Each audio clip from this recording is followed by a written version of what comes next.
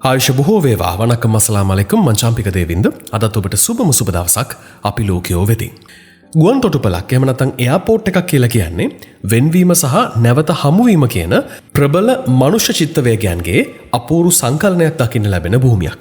හැබැයි මෑතකදී Los Angeles ගුවන් තොටුපළෙන් වාර්තා වූ සිද්ධියක් මේ සාම්ප්‍රදායික පවුල් බැඳීම් වලට වඩා බෙහෙවින් වෙනස් ඉතාම අසාමාන්‍ය අත්දැකීමක් ලෝකයට අරගෙන ආවා.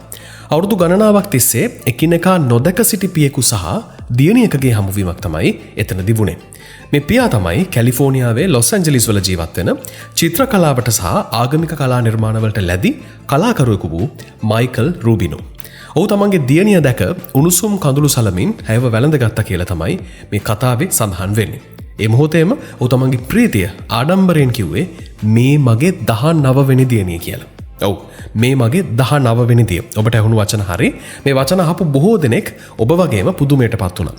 ඇත්තටම හිතාගන්න අමාරු වුණත් මයිකල් රූබිනෝ දරුවන් 19 දෙනෙකුගේ ජීව විද්‍යාත්මක පියා. මේ අසාමාන්‍ය පවුල් කතාවේ සුවිශේෂීම කතාව තමයි මයිකල් ඔවුන්ව කිසිදා ඇති දැඩි නොකිරීම. ඔහු ඔවුන්ගේ මව්වරුන් වෙනුවෙන් ඇත්තටම ශුක්‍රාණුදායකයෙකු විදිහට කටයුතු කළ පුද්ගලයා පමණයි.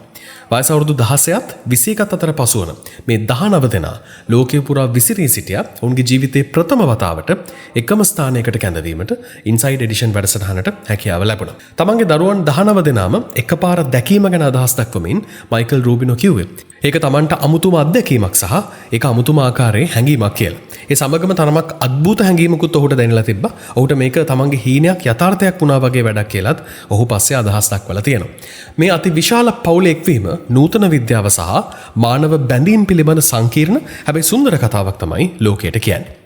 මයිකල් රූබිනෝගේ කතාව ටිකක් අසාමාන්‍ය වෙන්නේ ඔහු දායකයෙකු විදිහට ගත් එක් වැදගත් තීරණයක් හේතුවෙන්. සාමාන්‍යයෙන් ශුක්‍රාණු දායකයින් තමන්ගේ අනන්‍යතාවය නිර්නාමිකව තබා ගැනීමට කැමති වුණත් මයිකල්ගේ තීරණය වුණේ ඊට හාත්පසින්ම වෙනස් ආකාරයට.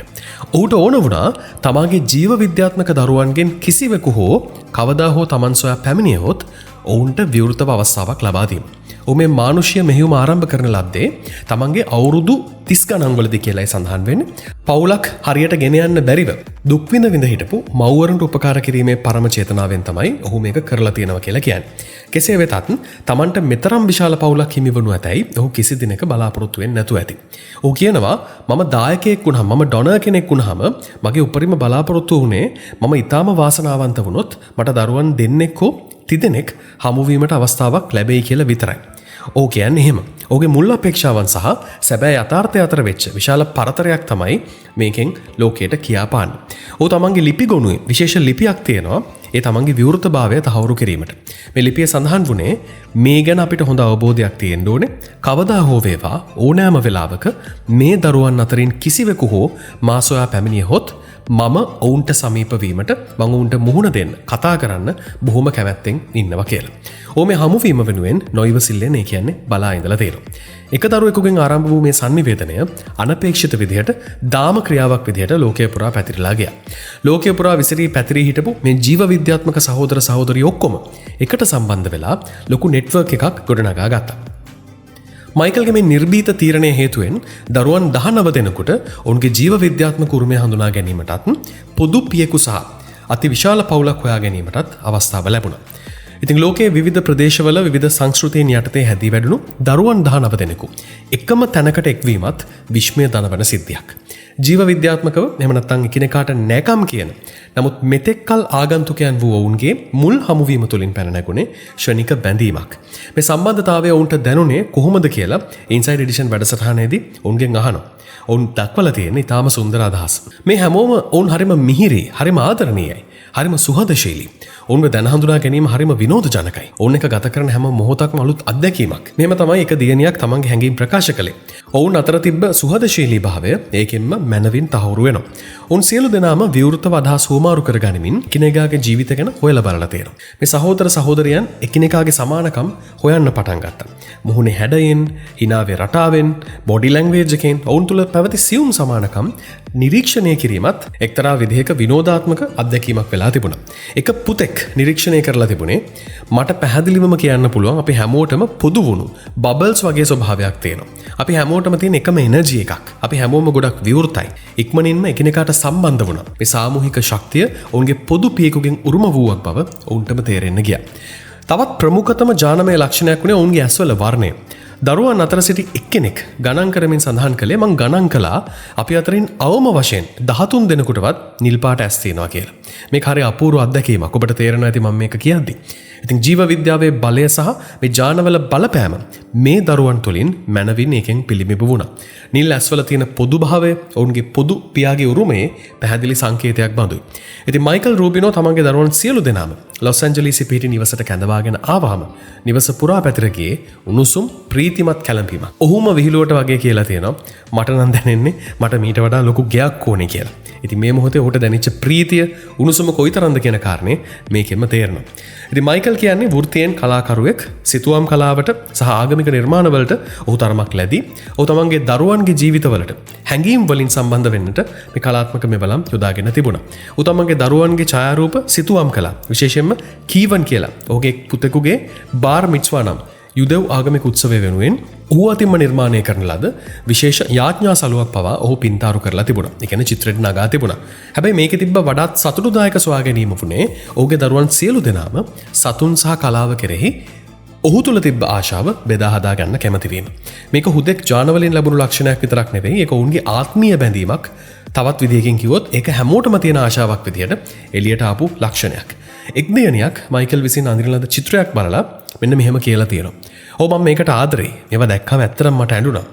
ඇගේ කතාව තුලින් පැහැදිලි වෙන්නේ සිතුව මේ කලාත්මක වටිනාකම වගේම පියෙකුගේ ආදරයත් ඇයට දැනෙලා තියෙනවා කියන කාරණේ. ඉතින් මේ ආකාරයට කලාත්මක උරුමය සහ සතුන් කෙරෙහි ඇති ආදරය මේ විශාල පවුල එක් කරන නොපෙනෙන නූල් වගේ කියලායි විද්වතුන් මේ වැඩසටහන බැලුවට පස්සේ කියලා තිබුණේ. ඉතින් මේ සුවිශේෂී සම්බන්ධතාවය ඇතුලේ දරුවන්ට මුහුණ දීමට සිද්ධ වුණු වඩාත්ම චිත්තවේගී අභියෝගය තමයි මයිකල්ව අමතන ආකාරය. දරුවන් අතරින් සමහර අයට මයික් කියලා කතා කරා. තවත් අය ඔහුට කතා කරලා තියෙනවා අදර් ඩෑඩ් කියලා කියන්නේ අනෙක් තාත්තා විදිහට. කොහොම වුණත් දරුවන්ට තමන්ගේ ජීව විද්‍යාත්මක පියාට ගෞරව කරන්න ඕන වුණත් ඒ සමගම ඔවුන්ව හදා වඩාගත් දිනපතා ජීවිතයේදී සැබෑ පියා විදිහට කටයුතු කළ පුද්ගලයන්ට අසාධාරණයක් කිරීමට ඔවුන්ට ඕන වුණේ නැහැ. ඔවුන්ගේ තර්කය වුණේ ජීව විද්‍යාත්මක බැඳීම සහ සමාජීය එවැගේම මානසික බැඳීම අතර පැහැදිලි වෙනසක් තිබිය යුතු බවයි. ඉතින් එක දිනයක් මේ පිළිබඳව ඉතා සංවේදී විදිහට ඇගේ මතය දක්වලා තිබුණා. මාව ඇතිදැඩි නොකළ කෙනෙකුට තාත්තා කියා අමතන එක මට එකපාර නිකන් අමුත්තක් වගේ දැනුණා. මට වෙන තාත්තා කෙනෙක් ඉන්නවා. ඔහු මගේ ජීවිතේ හැමදාම හිටපු කෙනා. මං හිතන්නේ ඔහු තමයි මගේ තාත්තා කියලා. මොකද මම දන්න එකම තාත්තා ඔහුයි. තවත් කෙනෙක් මේ අදහස තහවුරු කරන්න ගත්තා. හැබැයි ඩැඩි එහෙම නැත්නම් තාත්තා කියන ආදරණීය වචනය පාවිච්චි කරන්නේ නැහැ එයාට. ඒ කියන්නේ මයිකල්ට. මොකද එහෙම කළොත් ඒක මගේ හදා වඩාගත් පියාට අසාධාරණයක් වෙයි කියලා මට හිතුණා කියලා. ඉතින් මේකෙන් පැහැදිලි වෙන්නේ මේ දරුවන්ගේ අතිශය බුද්ධිමත් සහ පරිණත අවබෝධය. ඔවුන්ගේ අවබෝධයට අනුව තාත්තා කියන වචනය කියන්නේ ලේ නෑකමින් ලැබෙන හිමිකමක් නෙවෙයි. කාලය, කැපවීම සහ කොන්දේසි විරහිත ආදරය මත ගොඩනගෙන ඊටාම පූජනීය වගේම උතුම් බැඳීමක් කියන කාරණේ තමයි ඔවුන් තේරුම් ගන්න තියෙන්නේ. ඉතින් මේ නිසාම ඔවුන් මයිකල්ව හැඳින්වීමට මයිකෝ අදර් ඩෑඩ් වගේ පද භාවිත කළේ සියලු පාර්ශවයන්ට ගෞරවය පිරිනමමින්. ඉතින් මයිකල්ගේ පැත්තෙනුත් මේ සංකීර්ණත්වය සහ දරුවන්ගේ තීරණවලට ඔහු ගරු කරලා තියෙනවා කියලා තමයි මේ වැඩසටහනදී සඳහන් වුණේ. ඉතින් අවසන් වශයෙන් මයිකල් රූබිනෝගේ දරුවන් 19 දෙනාගේ කතාව අපේ නූතන පෞල් සංකල්පය පිළිබඳව ලෝකයටම දෙන ප්‍රබල පණිවිඩයක්.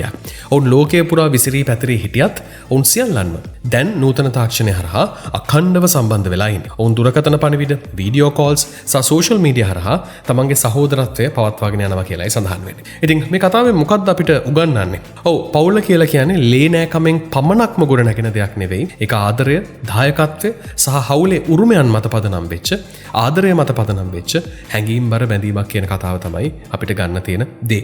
මයිකල් රූබිනෝ නිර්නාමිකව සිටීමට තිබූ අවස්ථාව අතහැරලා ඔහු තමන්ගේ දරුවන්ට දොර විවෘත කළා. ඔහු ගත්තේ තීරණය නිසාම ඔහුට ලැබුණේ දරුවන් 19 දෙනෙකුගේ අසීමිත ආදරය විතරක් නෙවෙයි. ඔහුට ලැබුණේ ජීව විද්‍යාවේ සහ මිනිස් බැඳීම්වල නව දේශ සීමා ඉක්මවා ගිය අසිරිමත් වූ නවීන පවුලක්.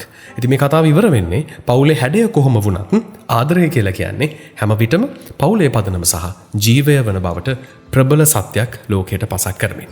මේ තියෙන අද්විතීය බැඳීම නූතන සමාජයේ පෞල් සංකල්පය පිළිබඳව ඔබ අප තුළ තියෙන සාම්ප්‍රදායික දැක්ම තමයි අප්ඩේට් එකක් විදියට ඉස්සරහට ගේන්නේ.